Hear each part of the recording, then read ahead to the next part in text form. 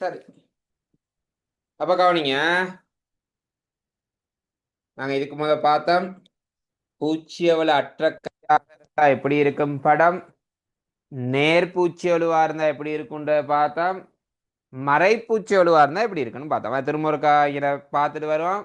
வேணியர் கருவி ஒன்றின் தாடைகளுக்கிடையில் பொருள் எதுவும் அற்ற நிலையில் தாடைகளை ஒன்றோடொன்று தொடச் செய்யும் பொழுது, தாடைகளை ஒன்றோடொன்று தொட செய்யறப்ப பிரதான அளவு திட்டத்தின் பூச்சியமும் வேணியர் அளவு திட்டத்தின் பூச்சியமும் ஒரே நேர்கோட்டில் காணப்பட்ட அது பூச்சியோல அற்ற கருவி. இது பூச்சியோலி இல்லை இதுக்கு. சரியா? ஓகே, பாருங்க, ரெண்டு ஜீரோவும் ஒரே நேர்கோட்டில் இருக்கு தானே, அதே பூச்சியவலி இல்லை. பூச்சியவலி இருந்தால் அதை ரெண்டா பிரிக்கலான்னு பார்த்தோம். ஒன்று நேர் பூச்சியவலி, இன்னொன்று மறை பூச்சியவலின்னு பார்த்தோம். பிரதான அளவுடைய பூச்சியம் இருக்கு தானே, இந்த பூச்சியத்துக்கு வலப்பக்கமாக வேணியர் அளவுடைய பூச்சியம் காணப்பட்டா அது நேர்பூச்சியவல் அப்படின்னு பார்த்தோம்னா, அடுத்து மறைப்பூச்சியவலும் பார்த்தோம். ஓகே, இப்போ நேர்பூச்சியவல் தொடர்பாக பார்த்துட்டு வருவோம். இந்த நேர்பூச்சியவலோட பெருமானம் எப்படி காண்றது கவனிங்க. நேர்பூச்சியவலோட பெருமானம்ன்றது வேற எதுவும் இல்லை. இந்த இங்கே இருக்க வேண்டிய ஜீரோ கொஞ்சம் தூரம் இப்படி தள்ளி போயிருக்கு தானே, அது எவ்வளவு தூரம் தள்ளி போயிருக்கோ அதுதான் நேர்பூச்சியவல். அது எவ்வளவு தூரம் தள்ளி போயிருக்கோ அதுதான் நேர்பூச்சியவல். அதாவது இந்த கெப் இருக்கு தானே, இந்த கெப் அதுதான் துருப்பிடிச்ச தடிப்பு, அதாவது நேர்பூச்சியவளின் பெருமானம். பூச்சியவளுக்கான கருவியிட இழிவெண்ணிக்கே சரியா சொல்லணும். ஓகே, எனக்கு இந்த படத்தை பார்த்து சொல்லுங்க, இந்த கருவியிட இழிவெண்ணிக்கை எவ்வளோன்னு சொல்லுங்க. இழிவெண்ணிக்கை கணிக்கிறேன் நாங்க படிச்சுட்டோம் தானே, குயிக்கா கண்டுபிடிச்சு சொல்லுங்க. இந்த கருவியிட இழிவெண்ணிக்கை எவ்வளவு? சரி, அப்ப கவனிங்க, திரும்ப வேணுமா தான் இந்த இழிவெண்ணிக்கை காண்ற. இந்த இருக்கு ஒரு பிரதான பிரிவு, ஒரு பிரதான பிரிவோட நீளம் 1 மில்லிமீட்டர். வேணியர் பிரிவுகளின் எண்ணிக்கை 10. 1 10ஆல பிரிங்க. கருவிட இழிவு எண்ணிக்கை 0.1. இழிவெண்ணிக்கை கண்டுட்டு தான் நீங்க பூச்சியோலு காணணும். இழிவெண்ணிக்கை காணாம பூச்சியோலு காண்றதோ பொருளோட வாசிப்பு எடுக்கிறதோ அந்த வேலைகளுக்கு போகக்கூடாது. சரியா? இப்ப கவனிங்க, பூச்சி இந்த இழிவெண்ணிக்கை கண்ட பிறகு எப்படி பூச்சியோலு காண்றான்னு பாருங்க. பாருங்க, இது வேணியட பூச்சியமாவது பிரிவு.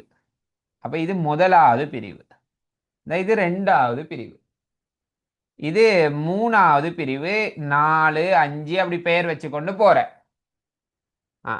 எனக்கு இந்த படத்தை பார்த்து சொல்லுங்க, வேணியரின் எத்தனையாவது பிரிவு பிரதான அளவுடையோட ஒரே நேர்கோட்ல பொருந்தி இருக்கு?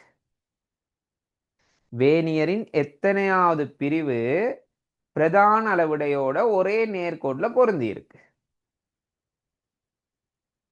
மேல உள்ளதோட ஒரே நேர்கோட்ல இருக்கணும். சரியா? அப்படி இருக்கிறது எந்த பிரிவு? ஓகே, பாருங்க, இந்த பிரிவு என்ன இதானே மேல உள்ளதோட ஒரே நேர்கோட்ல இருக்கு. அது எத்தனையாவது பிரிவுன்னு பாப்பீங்களா இருந்தா மூணாவது பிரிவு என்ன, 1 2 3. அப்ப அந்த பொருந்துற பிரிவை பார்த்துட்டு இப்ப பூச்சியவலுவை காண போறீங்க. அப்ப பாருங்க, நான் நேர்பூச்சியவலுக்கு சமன்பாடு எழுதுறேன். நேர்பூச்சிய வலு சமன், நேர்பூச்சிய வலு சமன் வேணியரின் பொருந்தும் பிரிவு தர இழிவெண்ணிக்கை. ஓகே, ஏன் இழிவெண்ணிக்கை காணணுன்ற விலகிச்சனே இப்ப.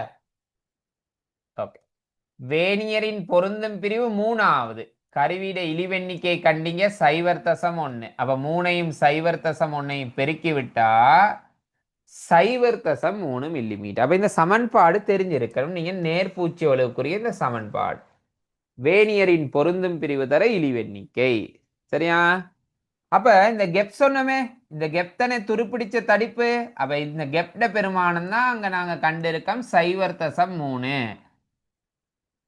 அதாவது துருப்பிடித்த தடிப்பு 0.3. ஓகே தானே? சரி, இப்ப வாங்க, இப்ப பாருங்க, இந்த நேர்பூச்சிகளோட பெருமானம் காண்டத்துக்கு சமன்பாடுல பிரதிடுற வேணியரின் பொருந்து இப்படித்தானே சமன்பாடு பார்த்தோம். வேணியரின் பொருந்தும் பிரிவு தர இழிவெண்ணிக்கை மூணாவது பிரிவு பொருந்தது, இழிவெண்ணிக்கை 0.1 பெருக்கி போட்டீங்க 0.3ன்னு சொல்லி. சரியா? ஓகே, அதில் மற்ற பாயிண்ட்ஸ் எல்லாம் இருக்கட்டும், நான் திரும்ப வந்து விளங்கப்படுத்துறேன். இப்போ கவனிங்க, மறைப்பூச்சியவல் ஏன்னா தாடைகளுக்கு இடையில புறத்தாடைகளுக்கு இடையில தேய்வடைகிறதால மறைப்பூச்சியல் ஏற்படும்னு பார்த்தோம். இது மறைப்பூச்சியலுக்குரிய படம். இந்த ஜீரோவுக்கு இடப்பக்கமாக வேணி என்ற ஜீரோ காணப்படுது. எனக்கு முதல்ல கருவிட இழிவெண்ணிக்கை எவ்வளோன்னு சொல்லுங்க. இந்த படத்தை பார்த்து இந்த கருவிட இழிவெண்ணிக்கை எவ்வளோன்னு சொல்லுங்க.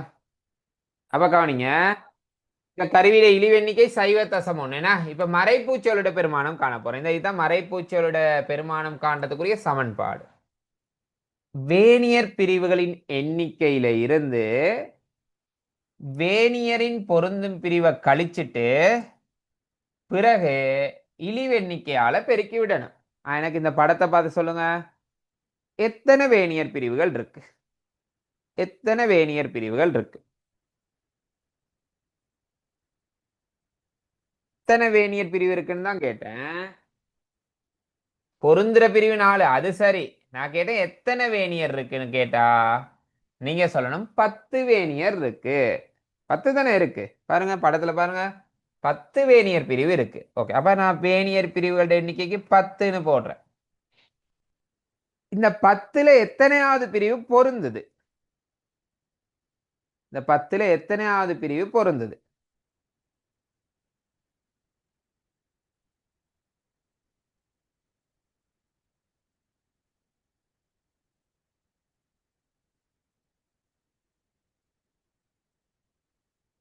ஓகே, அப்ப பாருங்க, 4வது பிரிவு இந்த மேல பாத்துறது இல்ல, இந்த இடத்த பாத்துறது இல்ல.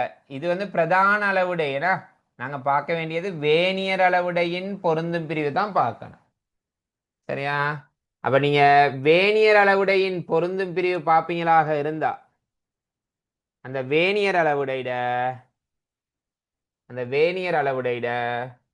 இந்த 4வது பிரிவு பொருந்தது. அப்ப மொத்தம் 10 வேனியர், அதுல 4வது பொருந்தது.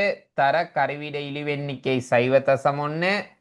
10ல இருந்து 4 கழிச்சா 6. 6ஐயும் சைவ தசம் 1ஐயும் பெருக்குனா சைவர் தசம் 6 மில்லிமீட்டர். சரியா? விளங்கிச்சு தானே எப்படி நேர்பூச்சியோடு மறைப்பூச்சியோடு காண்றதுன்னு சொல்லி? சரி, பாப்போம் இப்ப. எனக்கு இந்த முதலாவது படத்துக்கு பூச்சியோட பெருமானம் என்னன்னு கண்டு சொல்லுங்க. முதலாவது கேள்வி, பூச்சியோட பெருமானம் என்னன்னு கண்டு சொல்லுங்க. சரியா இனம் காணணும். முதலாவது நேராமறையான இனம் காணணும். பிறகுதான் உரிய சமன்பாடை பயன்படுத்தி நீங்க பூச்சி வலுவை காணணும். அதுக்கு முதல் இழிவெண்ணிக்கையும் சரியா கண்டுபிடிக்கணும். படத்துல கொஞ்சம் கொஞ்சம் அந்த அளவுடுகள்லாம் சின்ன சின்ன பிரச்சனைகள் இருக்கு, அது பெருசா பொருட்படுத்தி கொள்ளாங்க.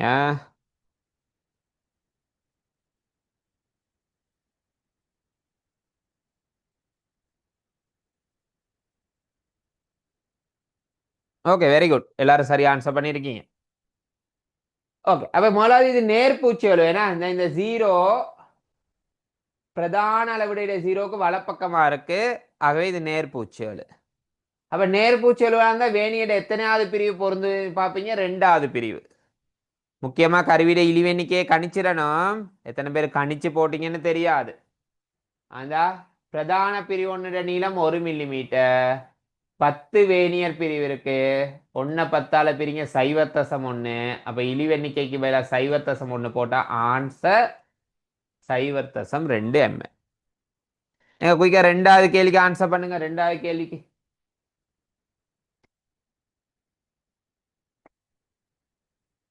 கேள்வியில நான் பொருந்தும் பிரிவு பாருங்க, நான் இங்க மார்க் பண்ணியிருக்கேன். ரெட் கலர்ல மார்க் பண்ணியிருக்கேன், அதை பொருந்தும் பிரிவாயிடுங்க. பாருங்க, எல்லாரும் 2வது கேள்வியில ஐ திங்க் பிழை விட்டீங்கன்னு நினைக்கிறேன். 2வது கேள்வியில எனக்கு 2வது படத்தை பார்த்து சொல்லுங்க, இழிவெண்ணிக்கை எவ்வளவு? 1.3 எல்லாம் பிழை. ஓகே, 2வது படத்தை பார்த்து சொல்லுங்க, இழிவெண்ணிக்கை எவ்வளோன்னு முதல்ல சொல்லுங்க. இழிவெண்ணிக்கை கணிக்கிறது தான் பிழை விட்டீங்க. இழிவெண்ணிக்கை பிழையா இருந்தா எல்லாம் பிழை. அது மூலம் இழிவெண்ணிக்கையை சரியா கணிச்சு சொல்லுங்க.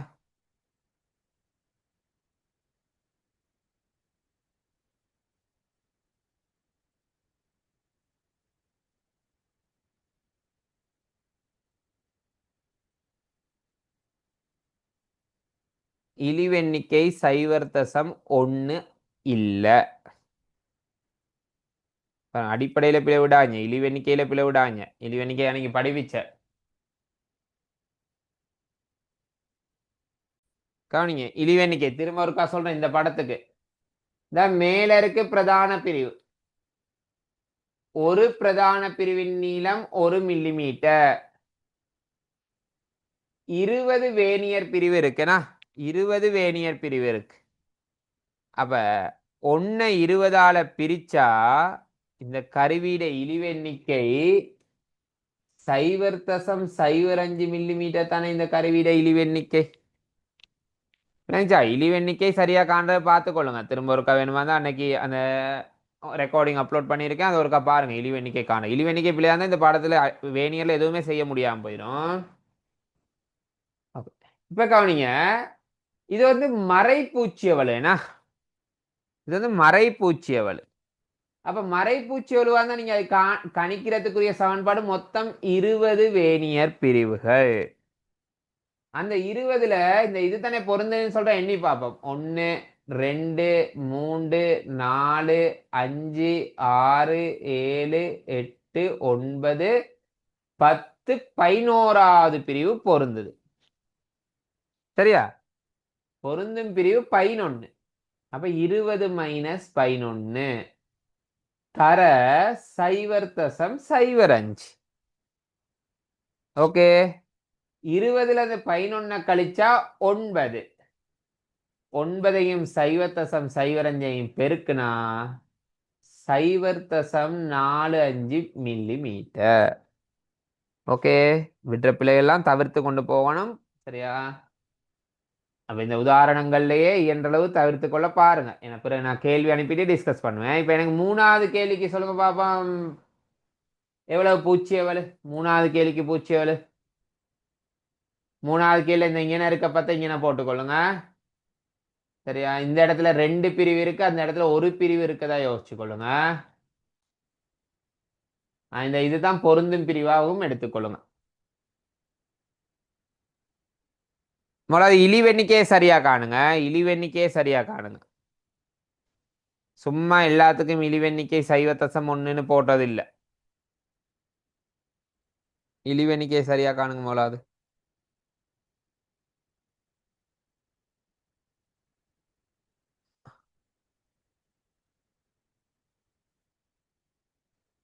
இழிவெண்ணிக்கை கண்டது பிள்ளைன்னு நினைக்கிறேன். ஆன்சர் அனுப்பிடுங்க. இழிவெண்ணிக்கை கண்டது பிள்ளை. பாப்போம். கவனிங்க, இங்க பிரதான அளவுடை ஒன்னுட நீளம் இங்கே தானே 1 சென்டிமீட்டர்னு போட்டிருக்காங்க.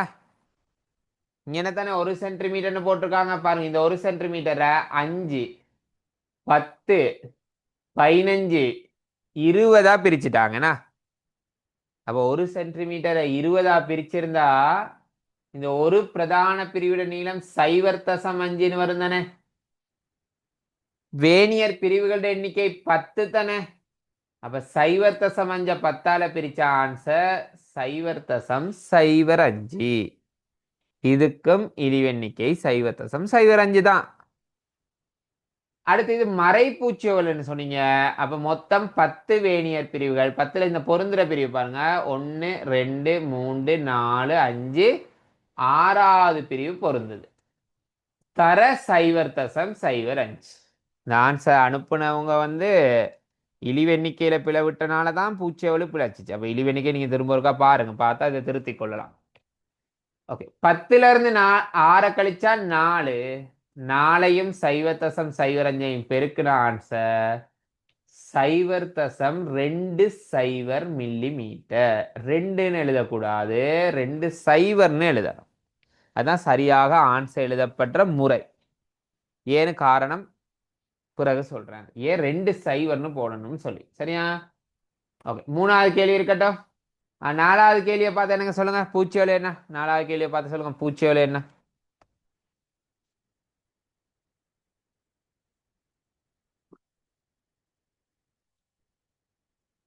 என்ன பூச்சியவலு? பூச்சியவலுவே இல்லை. சரியா? ஏன் பூச்சியவலு இல்லைன்னா பிரதான அளவுடைய பூச்சியமும் பிரதான அளவுடைய பூச்சியம் என்ன வேணியர்களுடைய பூச்சியம் ஒரே நேர்கோட்டில் இருந்து அதுக்கு பூச்சியவல் இல்லை தானே. பூச்சியவல் இல்லாட்டி நீங்க பூச்சியவல் காண வேண்டிய அவசியமே இல்லையே. சரியா, பூச்சியவல் இல்லாட்டி நீங்க பூச்சியவல் காண வேண்டிய அவசியமே இல்லை. அப்ப இதுக்கு பூச்சியவல் இல்லைன்னு தான் சொல்லி இருக்கணும். சரியா, ஓகே. அப்படியே கொஞ்சம் இருங்க. சரியா, இன்னும் சில விஷயங்கள் பார்த்துட்டு போ. இன்னும் ஒரு சில விஷயங்கள் இருக்கா, பார்த்துட்டு போ. சரியா, ஓகே. கவனிங்க, இந்த நேர்பூச்சியவல், இந்த நேர்பூச்சியவல். சரியா, நேர்பூச்சியவல் ஏற்படுறதுக்கு நாங்க காரணம் பார்த்தோம். புறத்தாடைகளுக்கிடையில் துருப்பிடித்தல். புறத்தாடைகளுக்கிடையில துருப்பிடிக்கிறது தானே நேர்பூச்சியவலுக்கு பூச்சியவல் ஏற்படுறதுக்கு காரணம். சரி, இப்ப இந்த புறத்தாடைகளுக்கு இடையில இந்த இந்த மாதிரியான ஒரு பொருளை வச்சு அந்த பொருளை விட்டம் அளக்குற. சரி, அந்த பொருளை விட்டம் அளக்குற. இப்ப என்ன சொல்லுங்க, அந்த பொருளுக்குரிய உண்மையான விட்டம் கிடைக்குமா கிடைக்காதா? இந்த படத்தை பார்த்தாலே வேணும். இந்த பொருளுக்குரிய உண்மையான விட்டம் கிடைக்குமா கிடைக்காதா? அதுக்கு போய் சொல்லுங்க பாப்போம். கிடைக்கும்னா எஸ், கிடைக்காதுனா. இப்ப நீங்க ரீடிங் எடுத்தா அது பொருளோட உண்மையான விட்டமா இருக்குமா? இல்லைனா அடுத்து எனக்கு சொல்லுங்க, இப்ப எடுக்க போற ஆன்சர் பொருளோட விட்டத்தை விட அதிகமா இருக்குமா குறைவா இருக்குமா? இப்ப நீங்க ஒரு ஆன்சர் இருந்தா இந்த பொருளோட விட்டத்தை விட அதிகமான ஒரு ஆன்சர் வருமா குறைவான ஒரு ஆன்சர் வருமா?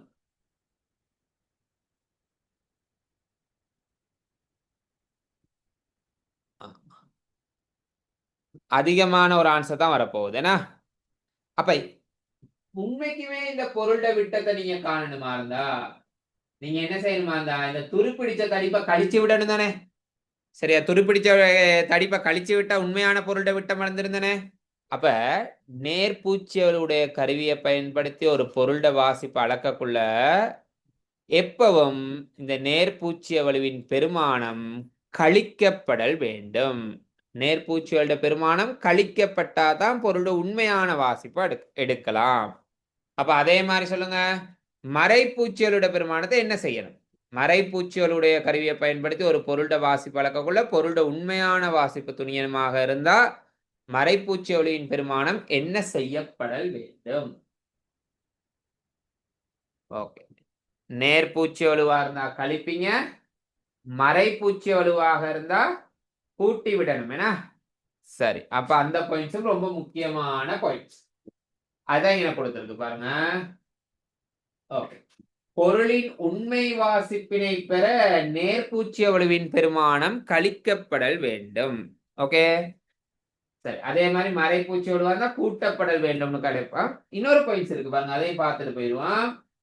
வேணியர் கருவியில தாடைகளுக்கு இடையில் துருப்பிடிப்பதால் நேர்பூச்சி வலி ஏற்படுகின்றது. அது காய்ச்சிட்டோம்னாங்க. எனவே வேணியர் கருவியை துருப்பிடித்தலில் இருந்து பாதுகாக்கிறதுக்கு சொல்லுங்க, துருப்பிடிக்கிறதுக்கு என்ன காரணம்?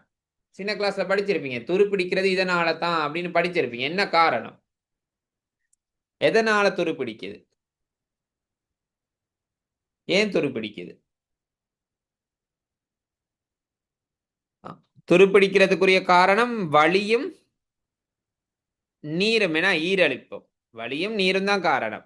அப்ப துருப்பிடிக்காம பாதுகாக்கிறதா என்ன செய்யணும்னு சொல்றாங்க பாருங்க. வலி இறுக்கமான, அதாவது வலி உட்செல்ல முடியாத கம்பளி துணியினாலான. அது ஏன் கம்பளி துணினா, நாங்க அந்த பெட்டிக்குள்ள கம்பளி துணி ஒண்ணு வச்சிருந்தா அதுல வேணியர்ல தண்ணி இருந்தா அந்த தண்ணி அந்த கம்பளி துணி உறிஞ்சி எடுத்துக்கொள்ளும். அப்படிப்பட்ட பெட்டியில நாங்க வேணியரை பாதுகாப்பமா இருந்தா துருப்பிடித்தல் வந்து பாதுகாக்கலாம். ஓகே தானே? சரி, அப்ப இதுதான் பூச்சியவலு தொடர்பான விஷயங்கள். அப்ப அடுத்த கிளாஸ் நான் கொஞ்சம் கேள்விகள் அந்த டியூட்ல இருந்து செய்ய சொல்லி விட்டுற குரூப்ல போடுற. அதை கட்டாயம் அந்த கேள்விகளை செய்து வச்சிருங்க. அந்த கேள்விகளை செய்த அந்த கேள்விகளை டிஸ்கஸ் பண்ணிட்டு அதுக்கப்புறம் நாங்க பொருளோட வாசிப்பொண்ணு துணியறதுக்குரிய சரியான முறை தொடர்பா படிப்போம். ஓகே, பாய், குட் நைட்.